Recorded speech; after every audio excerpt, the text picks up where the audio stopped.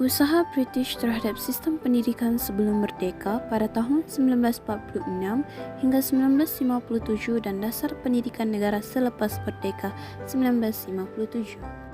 Terdapat 5 usaha pendidikan British sebelum merdeka, iaitu Rancangan Cheeseman, Laporan Bernays, Laporan Venue, Ordinan Pelajaran 1952 dan Penyata Razak 1956. Pertama, Rancangan Cheeseman bertujuan menyusun semula dasar pendidikan di bawah Malayan Union, iaitu pendidikan percuma di peringkat rendah dan pengajaran bahasa Inggeris di semua jenis sekolah. Namun, semuanya tidak dapat dilaksanakan disebabkan oleh Jabatan Pelajaran terlalu sibuk dengan kerja membaiki sekolah yang rosak akibat perperangan.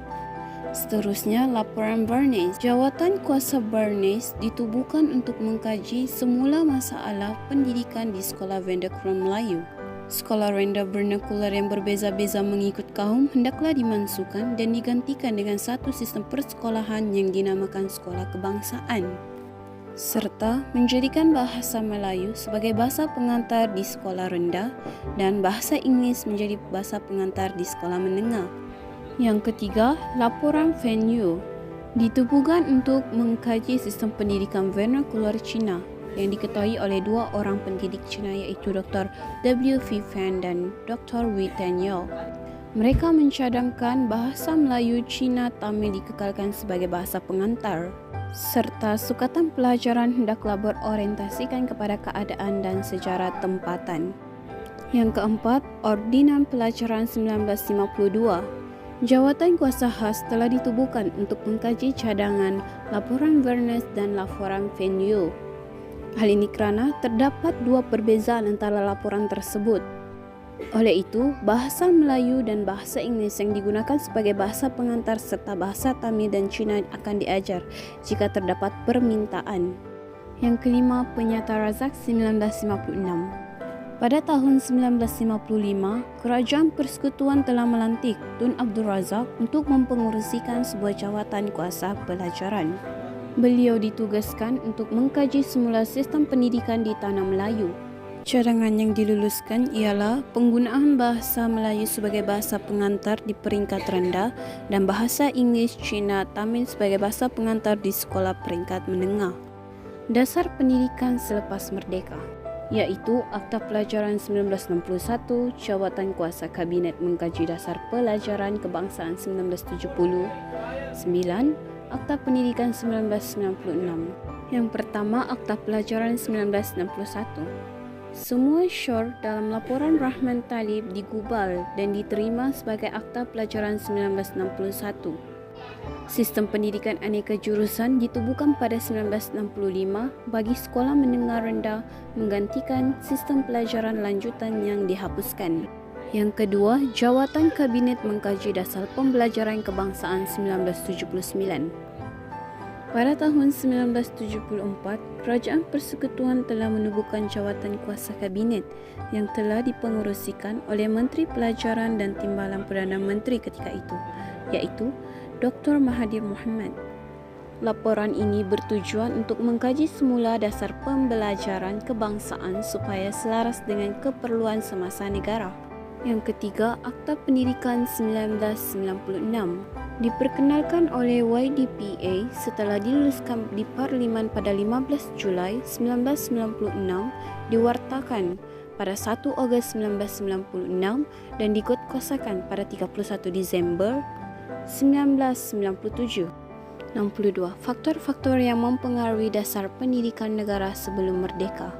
Yang pertama, pengkhususan kaum dalam satu sekolah. Setiap sekolah adalah khusus untuk satu kaum yang tertentu sahaja. Oleh itu, kesempatan untuk bergaul bagi ketiga-tiga kaum ini hanya terdapat di sekolah Inggeris yang terletak di bandar sahaja. Yang kedua, tiada bahasa penghantar tunggal. Tidak ada dasar mengenai bahasa pengantar yang tunggal. Oleh yang demikian, komunikasi menjadi sukar disebabkan tiada medium yang sesuai untuk menyatukan pelajar. Yang ketiga, perbezaan kawasan tempat tinggal. Hal ini kerana sekolah Melayu didirikan di kawasan desa, sekolah Cina didirikan di kawasan perlombongan serta Sekolah Tamil ditubuhkan di kawasan ladang yang dibiayai oleh pengurus ladang. Keempat, tiada keseragaman kurikulum. Kurikulum bagi setiap sekolah adalah berbeza. Soalan 63, sistem pendidikan di Tanah Melayu selepas merdeka dari tahun 1961 hingga 1996. Yang pertama, pendidikan Melayu. Penang Free School dibuka pada tahun 1815 dan beberapa sekolah lagi dibuka oleh Persatuan Mubalik Kristian. Apabila orang Melayu menyedari kepentingan pendidikan, lebih banyak sekolah Melayu telah didirikan. Maktab Pelatihan Perguruan.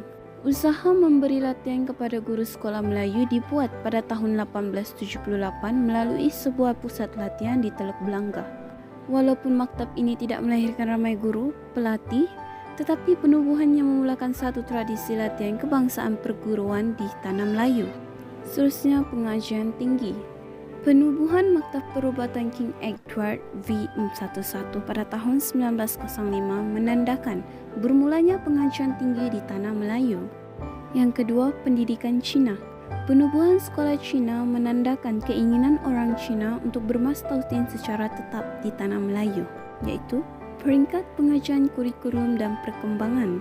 Orang Cina memastikan sekolah yang ditubuhkan di Tanah Melayu sama coraknya dengan sekolah yang terdapat di Cina. Yang ketiga, pendidikan Tamil. Pada tahun 1923, British telah memperkenalkan peraturan yang mewajibkan majikan mendirikan sebuah sekolah di setiap ladang getah. Peringkat pengajian dan kurikulum. Bahan bacaan dan sukatan pelajaran dibawa masuk dari India dan tidak ada mata pelajaran bahasa Melayu maupun bahasa English.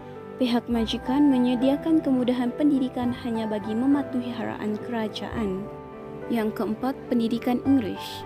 Dibiayai melalui pungutan yuran dan derma daripada badan persendirian dan orang ramai. Pada tahun 1930-an, anak-anak Melayu mula dibenarkan bersekolah di sekolah English dan mereka perlu belajar selama 2 tahun. Peringkat pengajian. Kurikulum dibentuk dengan memberi tumpuan kepada pelajaran akademik. Yang kelima, sekolah agama madrasah. Kaum muda berusaha menubuhkan sekolah agama bagi menyaingi sekolah aliran Melayu dan aliran English.